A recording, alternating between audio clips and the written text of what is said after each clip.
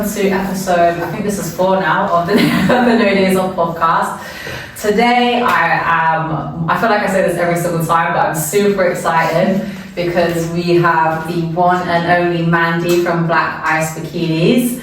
Welcome. Thank you. We want to dive in today of, I feel like on socials we don't get to see much of yourself or your face or the journey of how Black Ice evolved. So let's dive straight in. Why bikinis and how did we get it? Oh, I don't think it was like initially planned to do bikinis at all. Like I did fashion. I'd always had an interest in fashion. Like from uni, I was working in a pageant shop, like Miss West Virginia, all that kind of stuff. So like altering pageant dresses, and then did fashion design at uni. I was a menswear stylist, so I've always done fashion. But then I moved home from America, and somebody just kind of was introduced me into weightlifting, and then said that they had a ticket going for a bodybuilding show, and that was back in 2015. So I went to my first bodybuilding show, saw the girls on stage, and was just like, oh yeah, I'll give it a go. Like absolutely naively knowing what bodybuilding was about. And then a few months later, I bought a second-hand bikini off someone. It was for the figure category, because I originally was going in for body fitness. And it was a like really poorly made bikini, but like it was, I think I bought it for like I think $230 or $280. So I got it like discounted, but at the same time like, there's still a lot of money to be spending on a bikini, second-hand, and then on top of it, it wasn't very well made, and it wasn't for me. So then I ended up about 4 weeks out from my show making the switch to bikini, and you need a different bikini style for that. So I was like, God, I'm gonna have to drop another couple hundred on a bikini now. And my mum literally turned around to me and was like, I've just done 4 years at uni fashion, you know, I can make dresses and do menswear. And she literally turned around to me and went, if you can't make a bikini after 4 years at uni, go home, like you're embarrassment. I was just like, no, that's pretty fair. So I made my first bikini, which is actually framed up as you walk in the door in the shop. Like the very first bikini I ever made, and backstage just started handing out business cards telling people I was a bikini maker, and it all just kind of snowballed from there. So that was like September 2015. So it was your mum that kind of was like, basically set you the challenge? Yeah, she just, it wasn't more that she set me the challenge, she just like, I think kind of just wanted to put into perspective, like even though I've never made a bikini, I can make a lot of other things. Like I'm a dressmaker trained, I'm a trained dressmaker, so technically it's a lot less fabric and a lot less skill involved, so to speak, in a bikini. So realistically, if I can't translate my skills from one aspect into a different, then what did I go to university for? That's so true. Yeah. So when you like started getting into bodybuilding, what was the scene like then? Oh my God, it was so different to how it is now. Like it was like UK BFF was like the only federation pretty much you could compete with, so everybody competed with them at the time. I think when I got on stage there was 35 of us. There was a lot less on social media. There was about one posing instructor within your area, and it was always group posing lessons. You would try and contact somebody who was maybe doing well on Instagram for a posing lesson if you needed additional. I think I did 2 posing lessons prior to getting on stage, and that was the only knowledge of posing I had. And did you have a coach, or did you just... No, I had a guy in the gym who was helping my friend, or the guy in the gym. That was it. Was the guy in the gym, yeah. Like that was what it was like back then. Realistically, like I see it now as a bikini maker, the level of training that somebody will do prior to their first show is, compared to what I was aware of back then, like far, like I was, if you look at my first show day pictures, like I am just a skinny fit girl. Like I was just, there's no muscularity to me. I came, sorry, there was 25 of us on stage. Back then they would only judge 15, so 25 would walk on, we would all get a quarter turn each, and then they would send you all off stage and they would only bring 15 back on. So out of 25 girls, 10 got kicked off stage within a minute 30. That's brutal. Yes, very. So I got 12. I was buzzing. I was pumped at 12. I was like, yes, I did not get out that first 10. So like that was like not, that was not like So you could like do that whole prep and then just like no. And no, not everyone got an eye walk. Only the top 3 got an eye walk. Oh wow. Yeah, so I didn't even do an eye walk. I did a comparison round in like 3rd call out. So shows I can imagine will run a lot quicker then. No, I was on stage at 9 o'clock at night. What? Yeah, because everyone, like there was no PCA, there was no Next Fitness Model UK, That's so there was no true, yeah. Tube Growth, it was UK BFF or never. That was it. UK BFF, if you got your pro card, you chose whether you went to IFBB Elite or IFBB Pro League, and that was it. that. Yeah, so like there was no other federations around, like really, like that was literally every show had hundreds of people there, and then obviously as the years went on, PCA became about, so you did Next Fitness Model UK, then FX came about, and like there was just more options, more choice, and then obviously you did have, I think, your drug-free federations, but I wasn't very aware of that at the time. So yeah, it was all these like, it was just like very tunnel side of bodybuilding, like there wasn't as much scope and as much variety and as many options as there was now. Yeah. Like, so yeah, it was just mad. Like I just remember, I think it was the year after, like I can't remember what it was. Yeah, the year after I did figure, and I think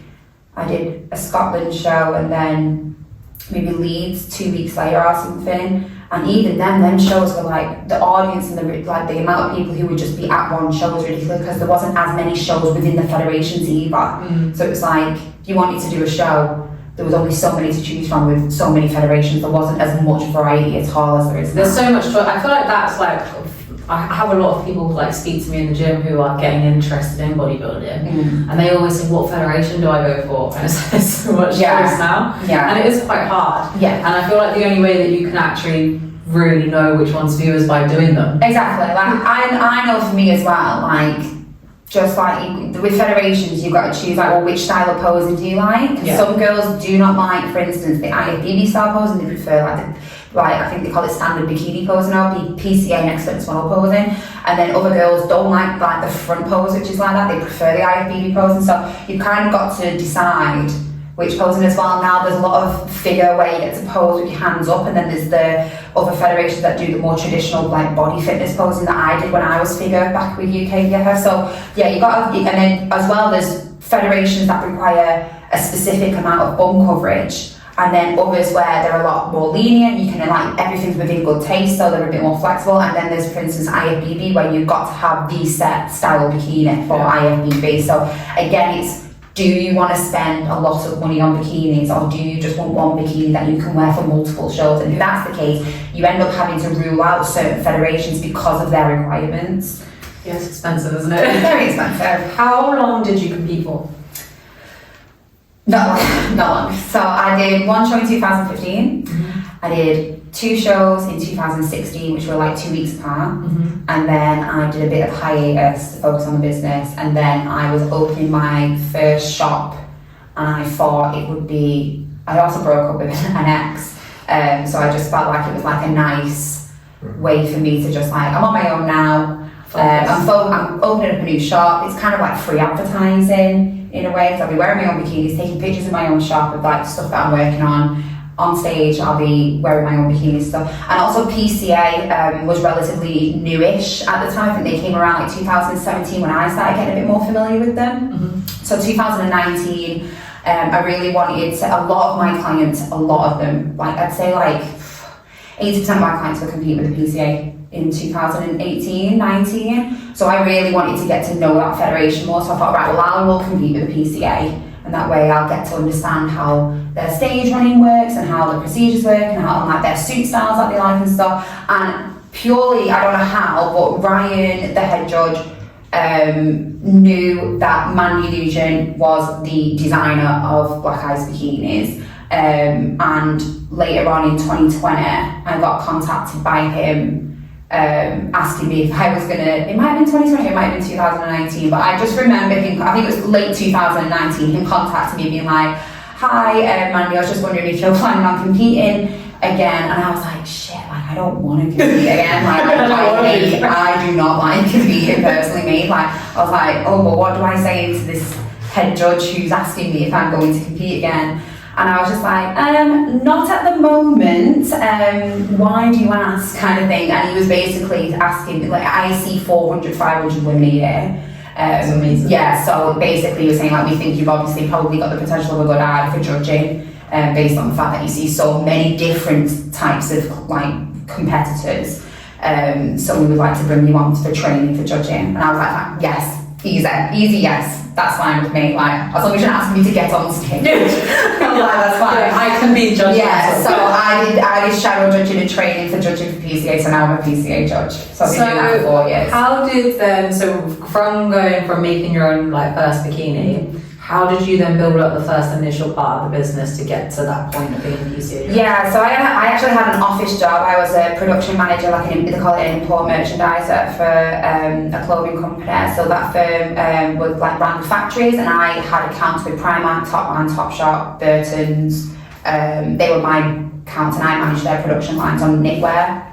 And I didn't mind it. It just I knew I had no progression within the company because it was a Pakistani firm and I didn't speak the language, so I would always need to have a man in the room to interpret to the workers in Pakistan for me. So unfortunately, I could never be a manager, and I knew that my limitations within that company. And when I looked at some of my friends who had moved to other companies, it was no different. Like the salary was never going to improve much, so I never really saw myself as like progressing within that industry. So the minute I decided that I was going to be a bikini maker, I put my notice in at work with like, I'm very impulsive, so I was very little thinking about it. I just put my notice in. I was like, I'm going to be a bikini maker. And my coach and my boss was like, okay. And I was like, I worked out. I only need to make 8 bikinis a month to match my salary here, something like that. And he turned around and was like, that's all well and good making 8 bikinis, but can you sell 8 bikinis a month? And I went, shit, I don't even know 8 bodybuilders. So I thought, obviously I was just a bit like very naive. So you hadn't been selling them at this point? No, I competed September, my notice was in end of September, like 10 days later. Like that's how dumb I was. But I think by doing that, it forced me, because then I had no job. I had no job, I had to make it work. So then I realised when he said that to me, I was like, well shit, I've not prepared myself financially for this task. So then I put myself through my PT course, and then I got a job at my local gym as a PT. So what I did was I lived off my PT salary, and anything I made with Black Ice, I set that aside and did not touch that. So I had like a Black Ice account, and I had my living off my PT salary. So during the day, I would like do PT clients, and I would try and get them all on say like Tuesdays and Wednesdays and Saturdays, and then Monday, Thursday, Friday, Sundays, I did Black Ice. And obviously I didn't have that many orders. I think year 1, when I competed, I did 3.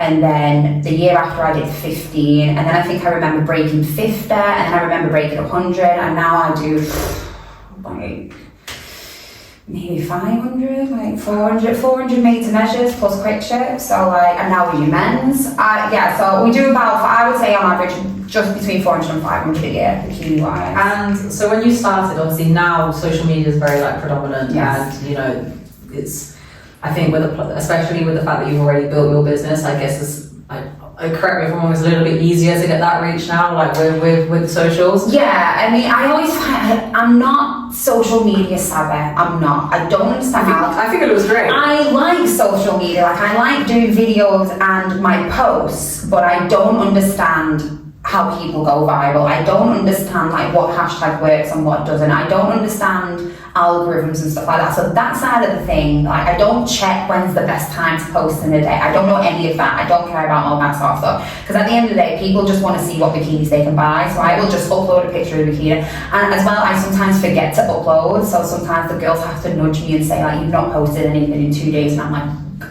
but at the same time, I love doing videos, and I love editing videos and doing stuff in the fitting room. Like when like transition reels became a thing, I was like way in my element. Like I think I saw like a makeup artist like 3 years ago do like a little bit of a makeup transition. I was like, oh my god, that would be so sick for bikinis. And then that's how that evolved. So like that's like, I feel like our main thing is that we don't just do the bog standard robe drop reveal. I try and do it in a bit more of a fun. They're very iconic. Like, you can always tell it's you. Yeah, and I don't like, obviously we get girls who come in and want to do one, so obviously we're like, oh, do you want to do like just an easy one? Like, have you been put, like some of the girls come in like, they're like, they go hard, don't they? Like obviously like, I remember like some of them like, they do like a full they come in with like a full production catalogue of what they want to do. Like they're like, right, so in frame 1 I want to do this. Oh, so you don't come up with it? So it depends. So for instance, some girls, like I do try to say with the reels,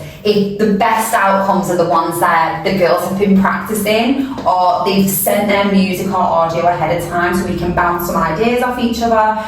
But the ones that end up being the best are the ones where like they've just been really randomly kind of like Tony Leakers, for example. She came in, we had not discussed. Luckily, it was a quiet day. She was the last one of the day. So she came in at 3:15. Normally a collection appointment takes 30 minutes. I had no one in at 3:45, so and then no one else in the rest of the day then, so it worked out pretty well. She came in and she was like, I like Beyonce and I've seen this video on TikTok, and it was like a woman in her scruffs, and it was like a Beyonce concert, but she was pretending like the crowd were cheering for her, and it's like a mum in her like mum scruffs and stuff, and she was just like pretending to sing. I was like, yeah, we could definitely do this, maybe we could do this. And then she was like, I'm not very confident enough to like do full lip sync into the camera. I was like, oh, what if we do it in silhouette mode? So we were just bouncing out. I know which one you're talking about. That one's so good. Yeah, so some of those kind of just like start with concepts and then they evolve by talking. I mean, that ended up taking like an hour and 30 from start to finish. So it was a 30-minute appointment that ended up stretching out, but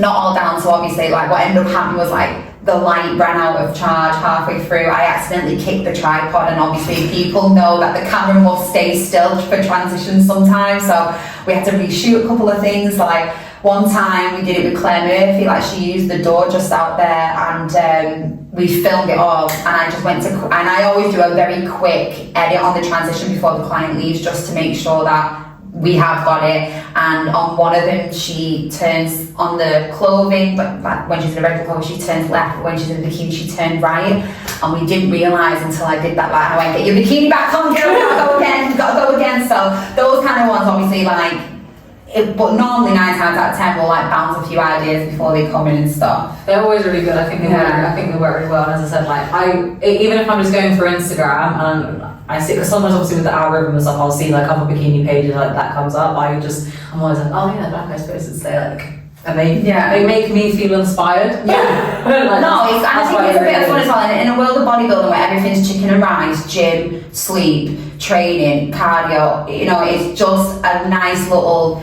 like, choosing your bikini if you're coming for a fitting, that's an exciting day in prep. Collecting your bikini is also an exciting day in prep. Then the day you get to post the reel, the girls are like messaging me. It'll be like 6 o'clock in the morning, and I'm just getting my kids up, and I'll have messages like, post the reel now, do it now, I'm ready. And I'm like, okay, like I'm doing it. Like, so it's like a big day for them, like, because like some do it like the day before, some do it on show day where it's already like the buzz is already there and stuff. So like it is a big thing. So it just kind of gives you those little segments in prep that kind of just give you like next milestone collection. Yeah, because it's tough. It's hard, man. I can't do it, and I can't do it anymore. I'm not going to do it anymore. Like I just can't put myself through that. You just make everyone look beautiful. That's my job. Like if I was in prep and then had to manage like 4 or 500 bikinis, I can't even imagine like being depleted, fatigue, trying to like pinpoint where.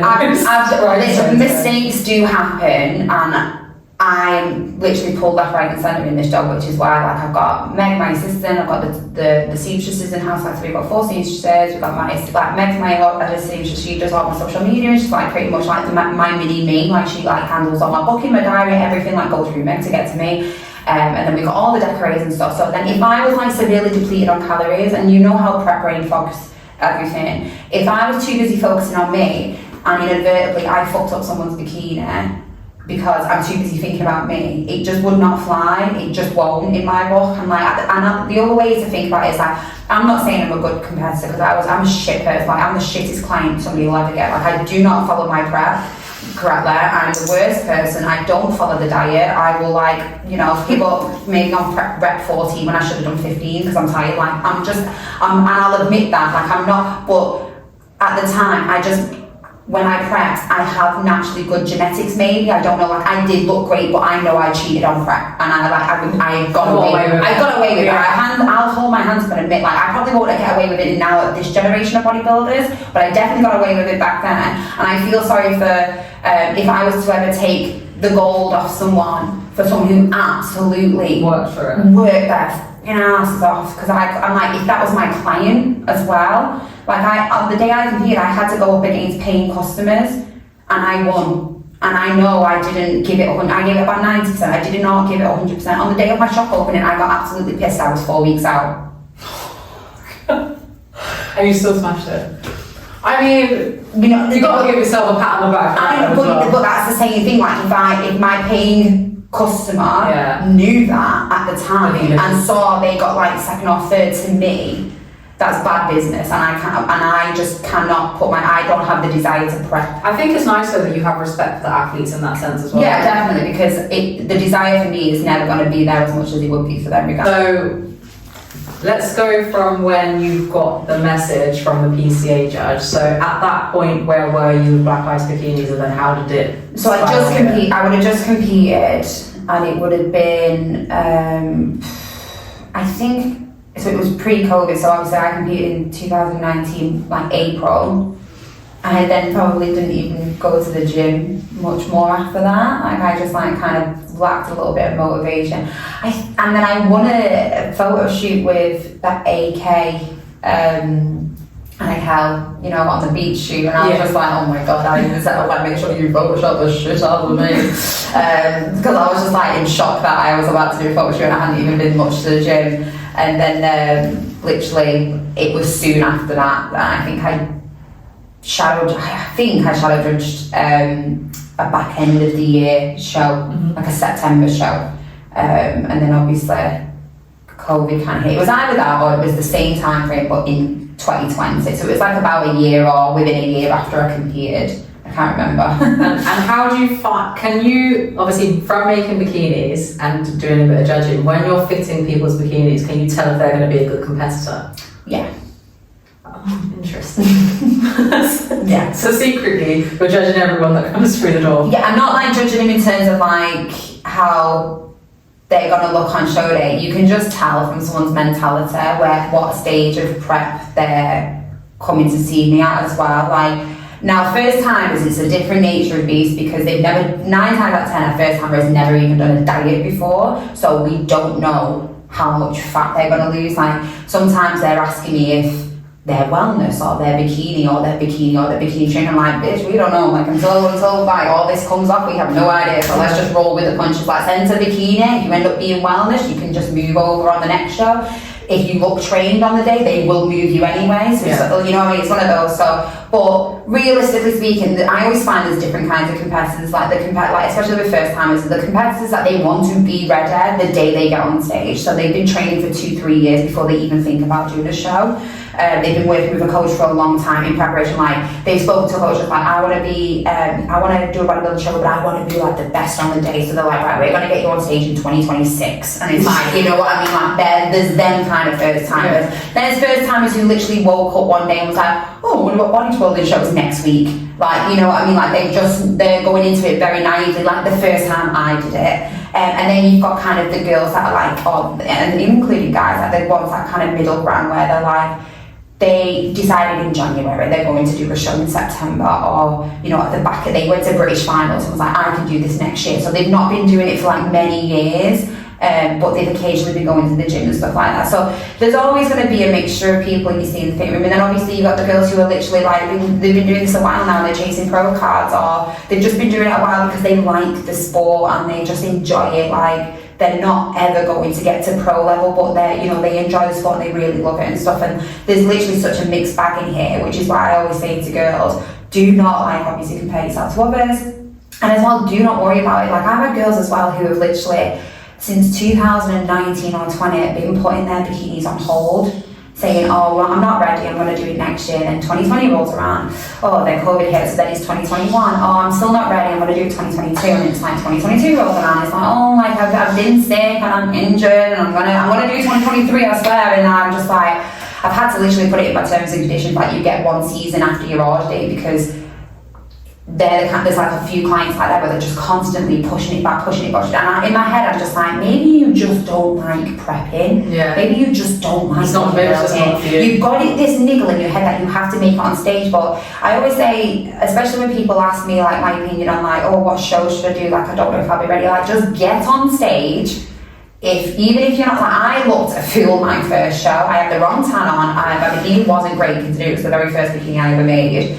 I had bleach blonde hair. My arms were going like this, like every 2 minutes. Like, I laugh at the first time I went on stage, but it made me realise, actually, it gave me that sense, like, at the time, oh, actually, I do like competing, so I'll give it a go next year, maybe, but I just didn't like bikini, so then I was like, maybe I'm better in fitness. And then I did fitness, and I didn't enjoy that as much, so then I was like, maybe I don't like the federation, so then I tried PC, and I just realised I just don't like bodybuilding, like, for me, I don't like prep, I don't like prepping, so for me, it took 4 shows for me to get to, I don't want to compete. But yeah, it's like, you have to watch it and be a part exactly. of it. I like the sport, I love my clients, I get excited for my clients when they get the pro cards and they win and they look like they've overcome these massive journeys, but I personally, for me, don't like it. So I know after 4 shows, I don't want to put myself through that again. If you had just got on stage in year 1 and realised you didn't like bikini, you would have had 4 or 5 years now of normal living. Yeah. Holidays you've not passed up, meals you've not turned down, weddings you've attended, and all this stuff because you've not been putting yourself through pointless preps you've been pulling out of because you weren't ready. Whereas if you just get on stage, regardless, because you could then get feedback, right? You know what, you've got great stage presence, but you do need a lot more muscularity. Then you can blow off the rest of the season and focus straight on getting onto an off season rather than continuously dieting. It's a bit like having like your before picture. Do you know what I mean? Like, I work with someone and they're always afraid to take progress pictures. Yeah. And I keep saying to them, I'm like, but you're not gonna know where you're at unless, like, because pictures like don't lie either. And I was like, and I guess it's the same with stepping on stage. Like, you can't hide once you're in a bikini with all the lights and the tan on. And at the end of the day, if you love competing and you came 17th for an example, you'd be like, oh, I really love this sport, but now I'm going to take some time to grow. I'm going to take some time to grow, and the next time I come, I'm going to be the best version of myself. Or if you get on stage and you just think, you know what, it wasn't for me, or you do 2 shows and you think, actually, I really just like that federation, I don't like this federation, then you know not to waste your time pandering to all these other things, or like wasting time saying no to meals with your friends because you're dieting, but then find out that you don't like bodybuilding. Like, it's just one of those things. I just think there's a quote that I learned when I went to like a business course, and it was like, if you're not embarrassed by your first time on stage, the first bikini you've ever made, your first project, your first podcast, but if you're not embarrassed by it, you started too late. Wow. That's generally speaking. If you're not embarrassed by your first go or whatever it is you're trying to do, then you started too late. So you should just have a go. Yeah, do you know what? That's actually saying that. I remember the first time we did posing, and I have a video of me in my living room doing I was doing my walk, and Josh was making me go up, and I was like, do it again. And I remember after that day, I was like, oh, I've got a little bit better now.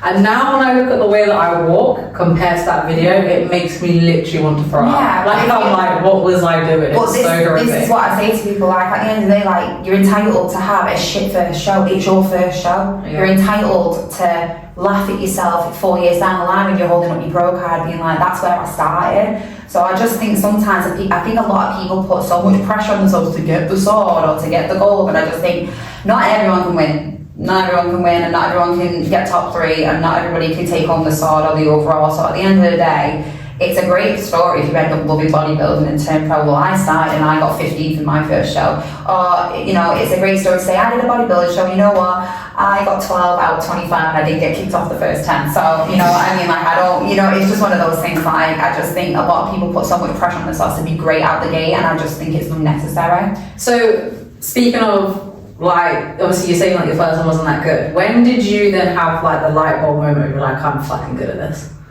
What, bodybuilding or bikini? Yeah, I was never good at bodybuilding. I winged that last show.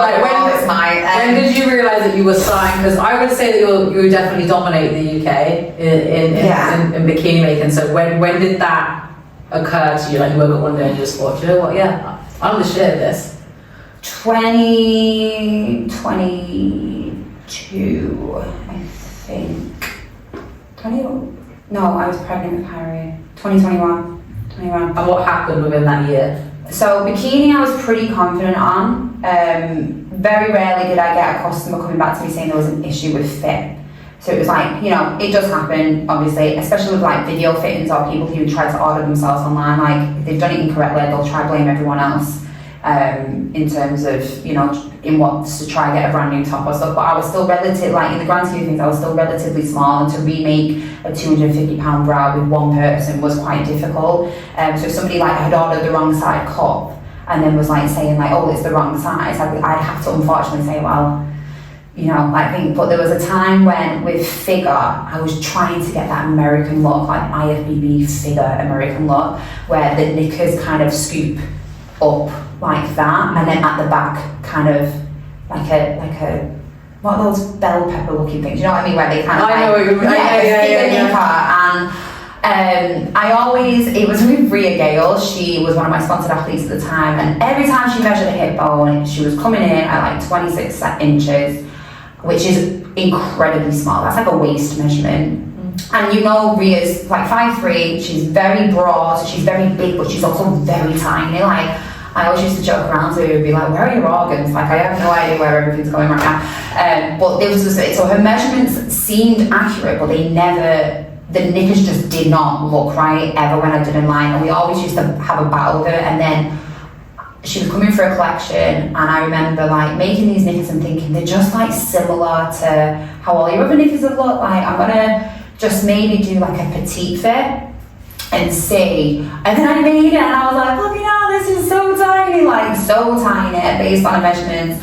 And I also realised that where she was measuring, her hip bones were very high, and when I asked for the hip bone measurement, it's not actually potentially on your hip bones, because every woman's pelvis shape and size is different, who knew?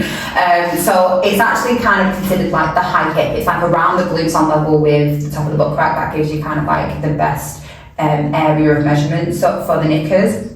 So the first time I realised that was when I got my hands on her, I got to measure her myself.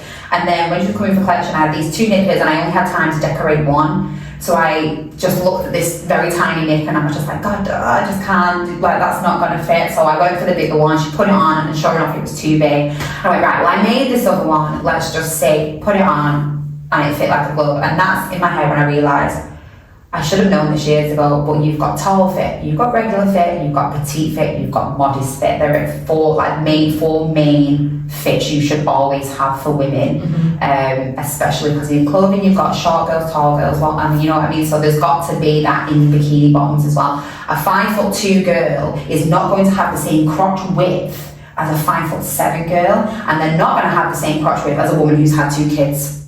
That's so interesting, actually. Yeah.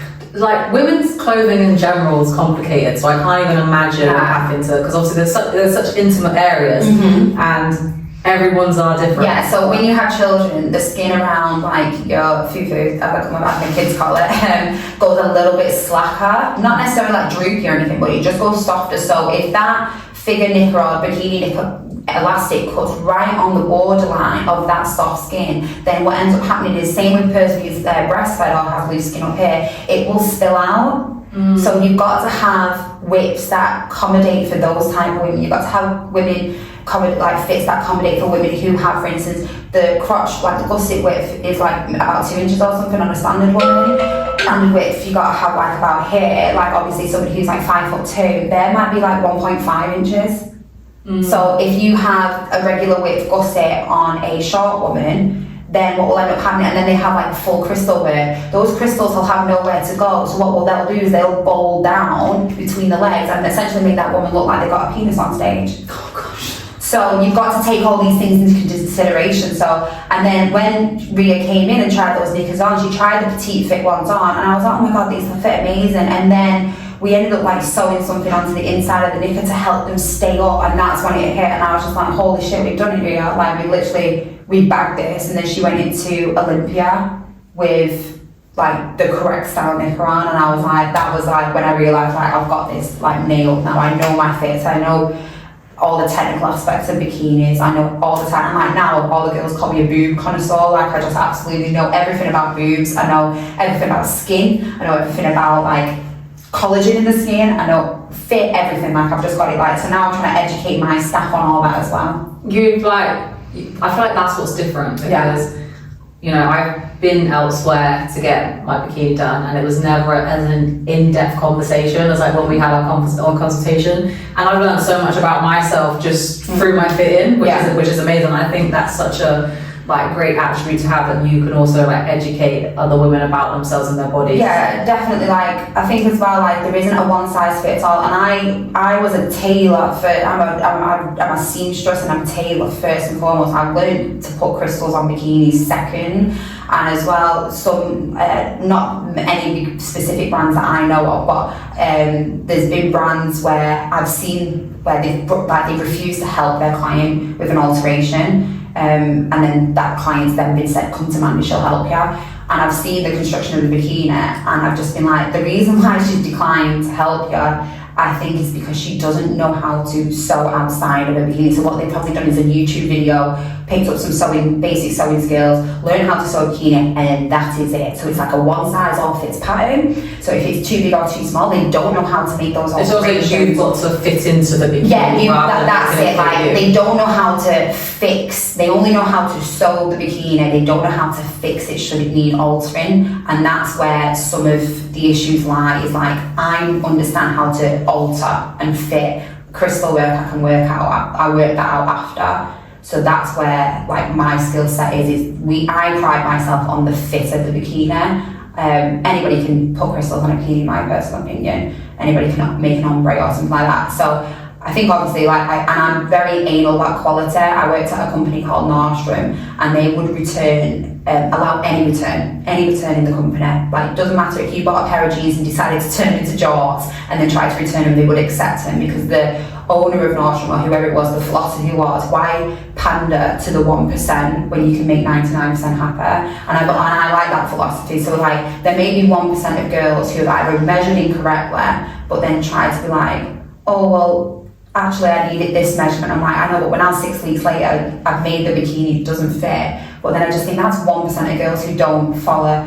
If it's going to make them feel better to get this resolved, I'll take a hit in that aspect. And it will only do like the brand good as well. Yeah, because you've only got positive things to say then. Yeah, like it does happen quite often. Like, somebody will like say to us like, oh, I'm an XL, and then when they get their cup, they're actually like a medium, and it's far too big because they didn't use our size charts. They just guessed, oh, I'm a D cup, but like, you know what I mean? They've not took the time to actually go through our sizing and stuff.